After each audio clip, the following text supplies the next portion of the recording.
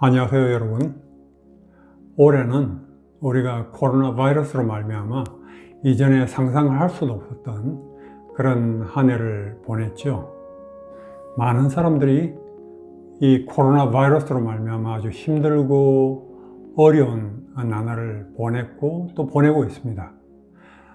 아프고 또 사망하고 또 실직 또는 파산한다든지 또는 자살하는 그러한 뉴스들을 심심찮게 접할 수가 있었죠. 그렇지만 또 연말을 맞아서 희망과 즐거움을 노래하는 크리스마스 캐롤이 들려오고 있습니다. 지금 잔잔히 들리는 오 홀리 나잇은 사람들이 가장 좋아하는 크리스마스 캐롤로 1위로 매년 손꼽히는 그러한 노래죠. 가사에는 이런 말이 있습니다. 사랑하는 구주의 탄생의 밤입니다. 희망의 전율, 지친 세상은 기뻐합니다. 저쪽에 새롭고 영광스러운 아침을 가져다 주십시오.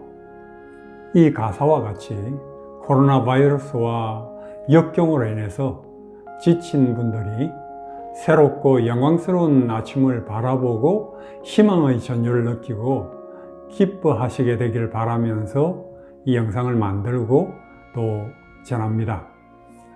세상은 어렵지만 성경은 항상 기뻐하라고 말합니다. 마음의 즐거움은 양약이라는 잠언 17장 22절 말씀과 같이 우리가 항상 기뻐하면서 살면 건강도 좋아질 수밖에 없죠. 그런데 이렇게 시련이 많고 고난이 많은 이 세상을 사는데 어떻게 항상 기뻐하며 살 수가 있을까요? 이런 상황에서는 정말 불가능해 보입니다. 그렇지 않습니까? 그런데 하나님께서는 불가능한 것을 하라고 명령하셨을까요? 그렇지 않을 것입니다. 그러면 그것이 어떻게 가능할까요? 저는 이 영상에서 제가 늘 자주 생각하게 됩니다. 우리가 항상 기뻐할 수밖에 없는 이유를 7가지로 나눠서 말씀드리고자 합니다. 첫째는 기뻐하는 것이 하나님의 명령이기 때문입니다. 항상 기뻐하라. 내가 다시 말하노니 기뻐하라. 항상 기뻐하라. 쉬지 말고 기도하라. 범사에 감사하라. 이것이 그리스도 예수 안에서 너희를 향하신 하나님의 뜻이니라 고 했습니다. 이와 같이 이것은 명령입니다. 무조건적이라는 것을 우리가 기억해야 합니다. 마치 다음 성경 구절처럼요. 비록 무화과나무가 무성하지 못하며 포도나무에 열매가 없으며 감람나무에 소출이 없으며 밭에 먹을 것이 없으며 우리의 양이 없으며 외양간에 소가 없을지라도 나는 여호와로 말미암아 즐거워하며 나의 구원의 하나님으로 말미암아 기뻐하리로다 했습니다. 즉 항상 기뻐하는 것이 어떤 상황에서도 기뻐하는 것이 우리의 선택이어야 한다는 것입니다. 그런데 감정을 명령하는 것은 참 이상하죠. 슬퍼하라, 우울하라, 행복하라 이렇게 감정을 명령을 할 수가 없죠. 왜냐하면 감정을 우리가 마음대로 컨트롤할 수가 없으니까요. 그런데 하나님은 항상 기뻐하라고 명령하십니다. 그것이 가능하기 때문이겠죠. 어떻게 그것이 가능할까요? 내 힘으로는 할 수 없지만 하나님의 능력, 성령의 능력으로 또 우리의 선택으로 가능하기 때문인 것입니다. 사도 바울의 환경은 죄수로 갇혀서 매를 많이 맞고 또 언제 죽을지 모르는 그런 신세였습니다. 그런데도 사도 바울은 기뻐했고 또 찬양했습니다. 그리고 항상 기뻐하라고 권합니다. 산악가인 팀 한셀은 등반을 하던 도중에 갑작스러운 추락사고로 인해서 척추를 아주 심하게 다쳤고 심한 통증으로 말미암아 아주 평생 고통을 지고 살았습니다. 그렇지만 그는 신앙으로 그 고통을 이겨나가고 오히려 그 가운데서 기쁨을 찾고 다른 사람들에게 기쁨을 전달하는 그런 삶을 살았습니다. 그는 고통과 기쁨은 함께 간다고 말합니다. 그는 이렇게 말합니다. 기쁨은 느낌이 아니다. 그것은 선택이다. 그것은 환경을 바탕으로 하는 것이 아니라 태도를 바탕으로 한다. 그것은 무료이지만 값싼 것이 아니다.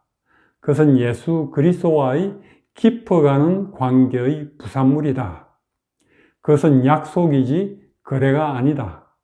그것은 헌신과 용기와 인내를 필요로 한다고 했습니다. 행복은 좋은 것이 생기면 행복해지고 좋은 것이 사라지면 사라집니다. 그렇지만 기쁨은 그런 것이 아닙니다. 기쁨은 어떤 상황에서도 기뻐할 수 있습니다. 어떤 상황에서도 선택할 수 있는 것입니다. 두 번째로 기뻐하는 것이 우리의 힘이 되고 우리의 소원을 이루기 때문입니다. 여호와를 기뻐하는 것이 너희의 힘이니라고 합니다. 성경의 기쁨은 다음과 같은 역설적인 면이 있습니다. 형제들아, 하나님께서 마게도냐 교회들에게 주신 은혜를 우리가 너희에게 알게 하노니 환난의 많은 시련 가운데서 저희 넘치는 기쁨과 극한 가난이 저희로 풍성한 연보를 넘치도록 하게 하였느니라. 참 이상하죠? 환난의 많은 시련 가운데서 넘치는 기쁨을 가졌다는 것입니다. 그리고 극한 가난이 오히려 풍성한 연보를 넘치게 하도록 하였다는 것입니다. 또 내가 그리스도를 위하여 약한 것들과 능력과 궁핍과 핍박과 곤란을 기뻐하노니 이는 내가 약할 그때에 곧 강함이니라 했습니다. 참 역설적이죠? 저명한 저술가 엘렌 화이트는 다음 묘사와 같이 그리스도께서도 시련을 통하여 기쁨을 보셨다고 합니다. 그리스도께서는 언제나 당신의 사명의 결과를 보셨다. 그분께서는 당신의 지상 생애가 어려움과 자아희생으로 충만해 있었지만 그 모든 수고가 헛되지 않으리라는 생각으로 기뻐하셨다. 그리스도께서는 당신의 수고의 결과를 보시고 만족하셨다. 그분께서는 먼 장래를 보시고 당신의 굴욕을 통하여 용서와 영생을 받을 사람들의 행복을 보셨다. 그분께서는 구속받은 자들이 부르짖는 환성을 들으셨다. 비록 피의 침례를 먼저 받아야 하지만 그분께서는 당신 앞에 놓여있는 기쁨을 위하여 십자가를 참으시고 부끄러움을 개의치 않으시고 그 길을 택하셨다. 이 기쁨은 그분을 따르는 모든 사람이 나누어 가져야 할 기쁨이다 라고 했습니다. 성경은 또한 또 여호와를 기뻐하라. 그가 내 마음의 소원을 이루어 주시리로다 고 하며 우리가 환난 중에도 기뻐하나니 이는 환난은 인내를, 인내는 연단을, 연단은 소망을 이루는 줄 알미로다 라고 합니다.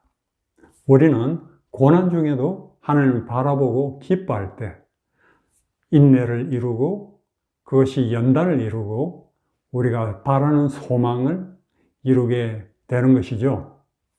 우리는 시련 가운데서 기도하고는 미리 마음의 눈으로, 믿음의 눈으로 미래의 모습을 미리 바라볼 수가 있습니다.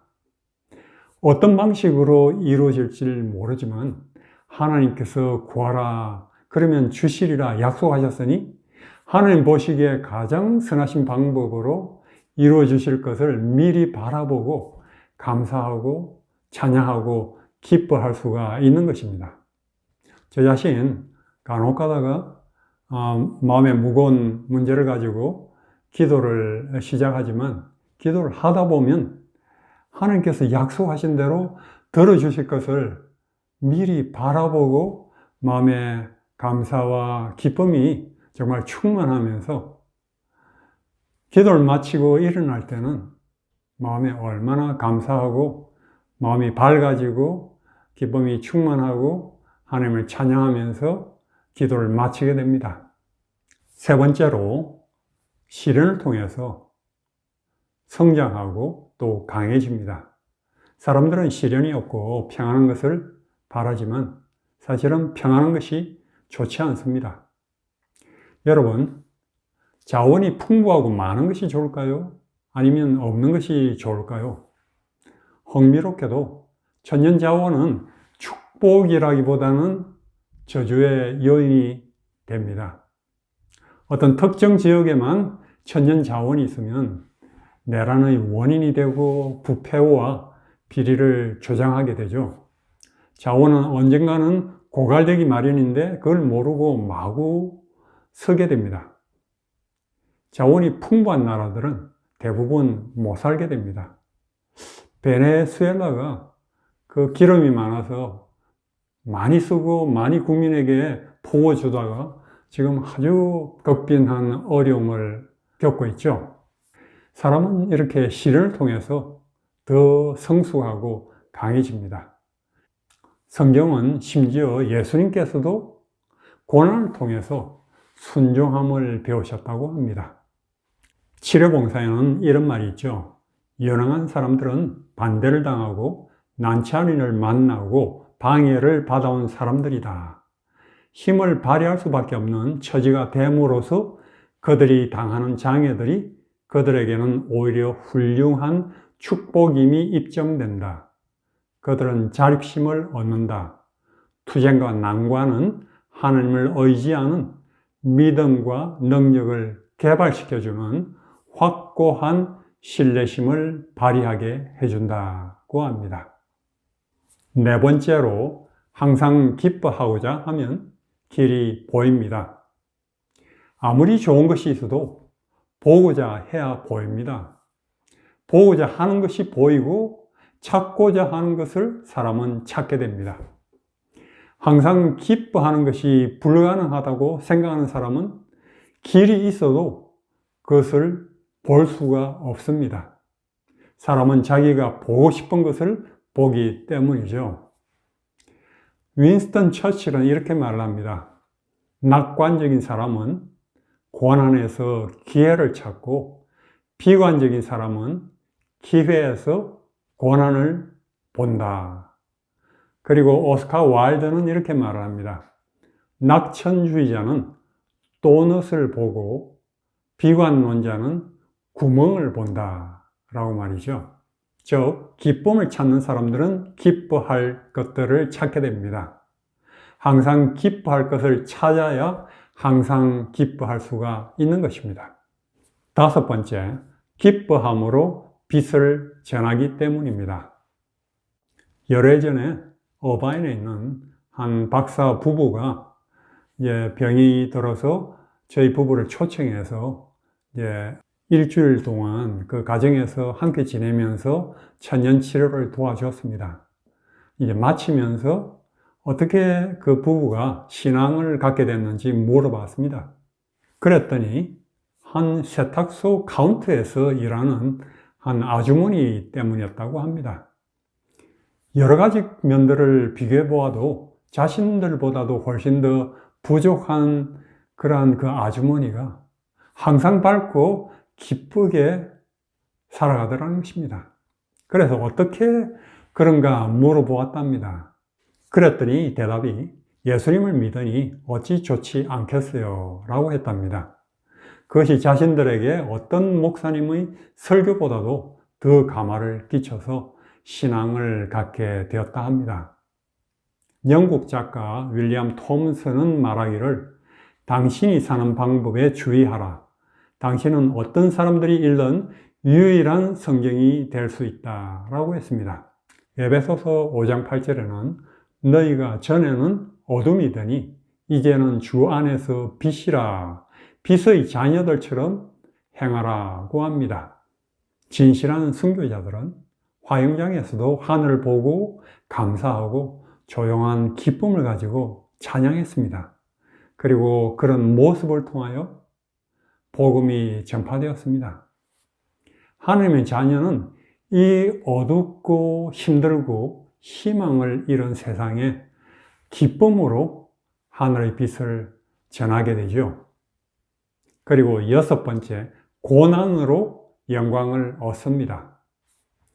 예수님께서 십자가를 앞두고 아들을 영화롭게 하사 아버지를 영화롭게 하옵소서 라고 기도하셨습니다. 이것은 십자가를 통해서 예수님이 영화롭게 되시고 하나님께 영광을 돌리시는 것을 말합니다. 이와 같이 하나님의 백성은 고난으로 인해서 영화롭게 되고 하나님께 영광을 돌리게 됩니다. 그래서 고난 가운데 즐거워할 수가 있게 되죠. 고난과 영광은 분리할 수가 없습니다. 18세기 미국인 신학자 조나단 에드워드 목사는 다음과 같이 말을 합니다. 하나님은 그분의 영광을 볼 뿐만 아니라 그 안에서 기뻐함으로 인하여 영광을 받으신다. 그것은 하나님은 우리가 그분 안에서 가장 만족하고 기뻐할 때 가장 큰 영광을 받으신다는 것을 의미합니다. 그 반면에 우울하고 원망하고 불평만을 하는 그러한 그리스도인은 다른 사람들에게 하나님과 그리스도인 생애를 잘못 드러내게 됩니다. 그들은 하나님께서 그의 자녀들을 잘못 돌봐주신다는 그러한 인상을 주어서 하나님을 잘못 드러내게 되는 거죠. 그리고 사탄은 기뻐하게 만듭니다. 사실 고통과 기쁨은 너무나 가까이 있습니다. 그것을 분리시켜야 하기 때문에 힘이 드는 것입니다.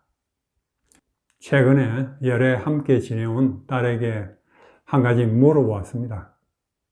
우리가 여러 어려움들을 함께 겪었는데 내가 어려움들로 인해서 걱정하고 두려워하거나 또는 스트레스를 받는 것을 본 적이 있니? 하고 물어봤어요. 그랬더니 그런 것을 본 일이 없어요 라고 대답했습니다. 제가 그 얘기를 듣고 그런 대답을 듣도록 이끌어 주신 하나님께 참 감사했습니다. 오직 하나님만 이루실 수 있는 일이기 때문이죠. 사실 그 앞에 많은 어려운 시련의 경험들이 없었다면 시련들을 통해서 하나님을 더 알게 되고 배우지 못했다면 그런 평안을 얻을 수가 없었을 것입니다. 시련을 겪고 또 겪으면서 하나님을 알고 또 더 배우면서 하나님의 방법에 대해서 더 깨닫게 되면서 더 평안하고 더 든든함을 느끼게 되었습니다. 그래서 이전에 허락하셨던 수많은 시련들로 인해서 감사하게 되었습니다. 마지막으로 7번째, 하나님께서 함께 하시면 기쁨이 없을 수가 없습니다. 주의 앞에는 충만한 기쁨이 있고 주의 오른쪽에는 영원한 즐거움이 있나이다 라고 합니다. 하나님께서 함께 하시면 기쁨이 넘치지 않을 수가 없습니다. 사실 저 또한 불치병으로 인해서 아주 극심한 고통 가운데서 20대 아무런 희망이 없어서 차라리 죽는 게 낫겠다 생각하다가 금식 기도로 굶어 죽든지 아니면 하나님 응답받고 살 길이 열리든지 두 개 중에 한 가지라고 생각해서 산에 올라가서 무기한 금식 기도를 한 적이 있습니다. 그때 하나님께서 그 기도에 응답하셔서 하나님을 정말 마치 보는 것처럼 정말 하나님을 깊이 만난 체험을 했을 때 너무나 감사하고 기뻐서 마치 하루아침에 지옥에서 천국으로 옮기는 것 같은 그런 느낌을 받았습니다. 병은 그대로 있었지만 그것은 더 이상 문제가 되지 않았습니다. 기쁨이 마음에 넘쳐서 여러 달 동안 마음에서 찬양이 우러나왔습니다. 하나님이 정말 살아계시고 나를 지극히 사랑하신 것을 깨달았을 때 세상 모든 것을 다 가진 것 같은 그런 마음의 부요함, 감사함, 충만함을 느꼈습니다. 더 큰 즐거움이 없었습니다. 그래서 그때 사람이 어떤 상황에서도 진정 기뻐할 수 있다는 사실을 깨달았습니다. 성경이 천국은 너희 가운데 있다 라고 알려주신 것 같이 어떤 상황에서든 이런 기쁨을 느낄 수 있다면 천국을 미리 맛볼 수 있는 것이죠. 이런 하나님을 알게 되면 어떤 상황에서도 평안하고 감사할 수가 있는 것입니다. 그리스도인의 삶과 기쁨은 분리될 수가 없는 것입니다. 이런 각종 시련을 뛰어넘는 기쁨에 대해서 더 알고 싶으신 분들은 제 책 넘어보고 기뻐하라를 구입하셔서 보시면 도움이 되실 것입니다. 여러분, 앞으로 더 큰 어려움이 다가올 수 있습니다. 앞날을 예측할 수가 없습니다. 그렇지만 어떤 시련이랄지라도 하나님 안에서는 문제가 없습니다. 감독교회 사무엘 슈메이커라고 하는 성직자는 그리스도인의 가장 확실한 표징은 믿음 혹은 심지어 사랑도 아니고 기쁨이다 라고 했습니다.